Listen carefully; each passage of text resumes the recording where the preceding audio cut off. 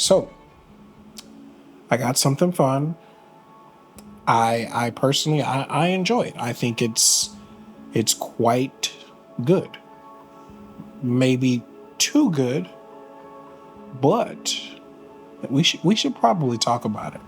So if you've been watching this channel for any amount of time, you probably already know that I, myself, am a photographer, but I'm also like an aspiring filmmaker, videographer, whatever you want to call it.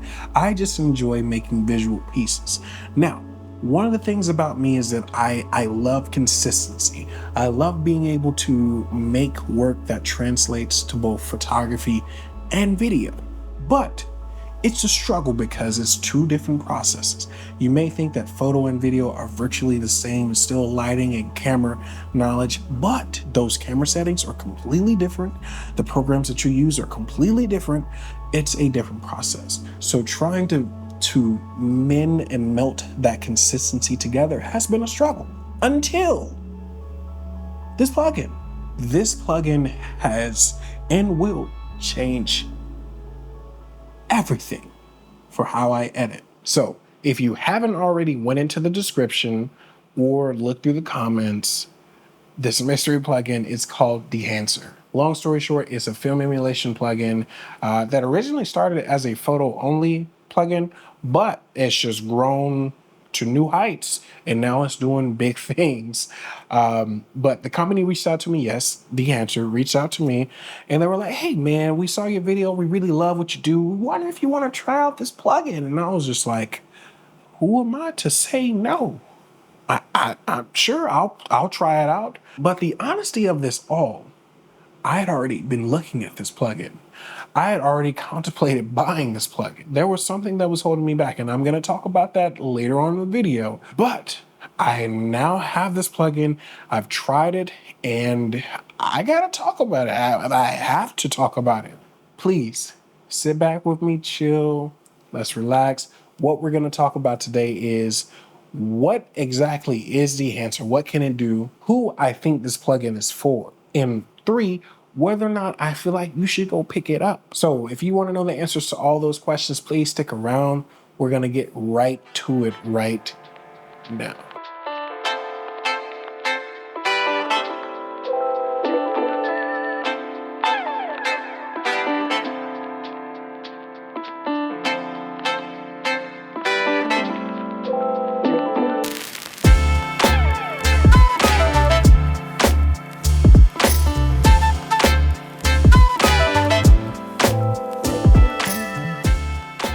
So question number 1, what exactly is Dehancer?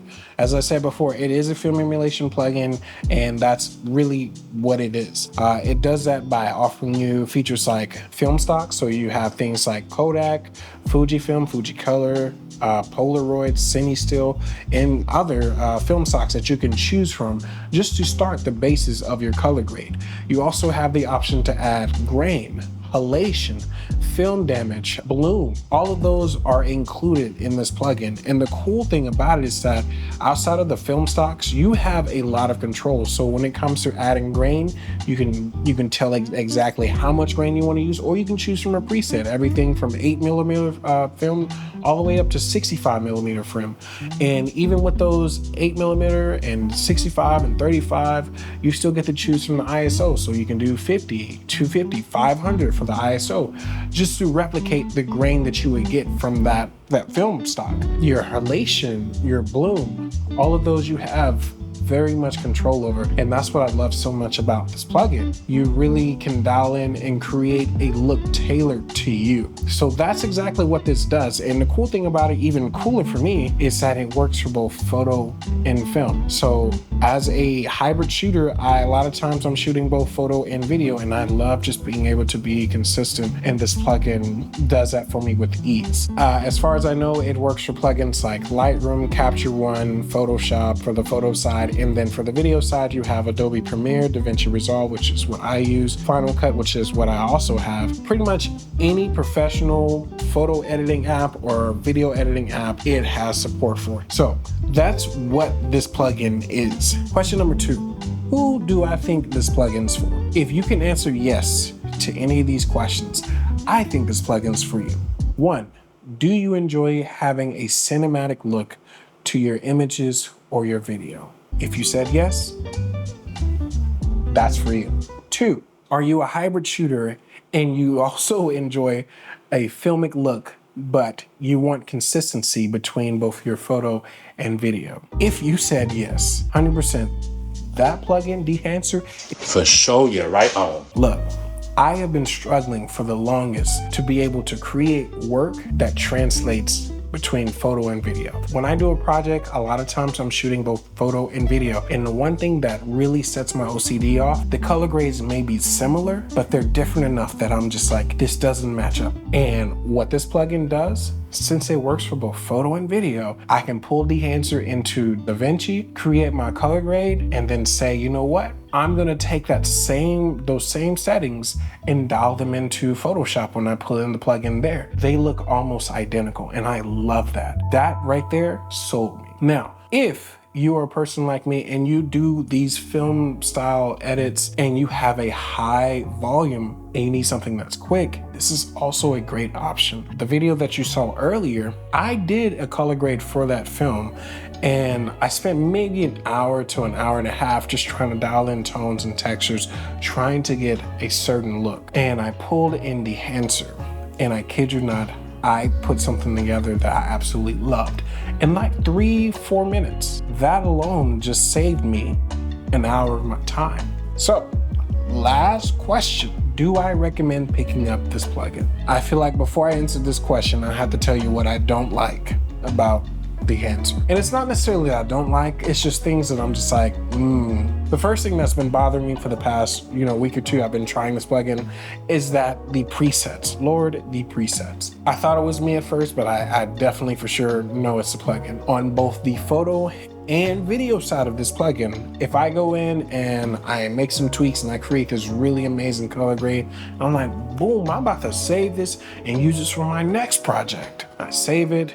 Everything's there. I see it for a second under my presets, and as soon as I save and get ready to apply that preset to another project, it's gone. It's nowhere to be found. That's been frustrating, but I did find a workaround. The workaround is that you can actually export your presets. So you can say, oh, this looks great. You have to save it first, and then you export it, and you can export it to either a local drive somewhere on your computer, or you can save it to a hard drive. That's okay. But the thing is that that's an extra 2 to 3 clicks. I gotta go into the plugin, I gotta click the import, and then I gotta find the folder that it's in, and then I gotta click. You see what it's like 4 or 5 additional clicks, rather than like opening up the plugin and boom, it's right there. Dehancer, you love me enough to reach out to me to review this. If you could just so kindly fix that, I'd be very happy. On to the next thing, and that's like, should I? This plugin, as great as it sounds, comes at a hefty price. What do I mean by hefty? So I'm a Davinci Resolve user. At the time that I'm recording this video right now, it is $449. Yeah. $449 is a little steep. Granted, because Davinci itself, you can buy the program for $300. On the opposite side of that spectrum, if you do this professionally, if you work in video professionally, and this is how you make your money, this plugin is definitely worth that $500, just because for what it does, it cuts the time in more than half for color grading in Davinci if you're looking to create a filmic style grade. Now, other thing that held me back from getting this plugin, it's not a one-time purchase for like you pay one time and you get access to everything.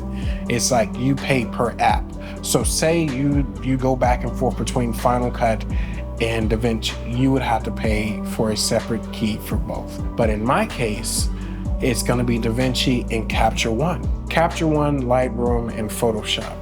The plugin is $199. So you take that $199, add in that $449, and you're basically at $650. It hurts. That hurts a little bit. But like I said, I'm a professional, and this is literally how I generate most of my income. So it's an investment for me. I'm not just spending money to spend money. I'm investing in myself. And if that is the case, And if you have the options and the means to do so, then you should too.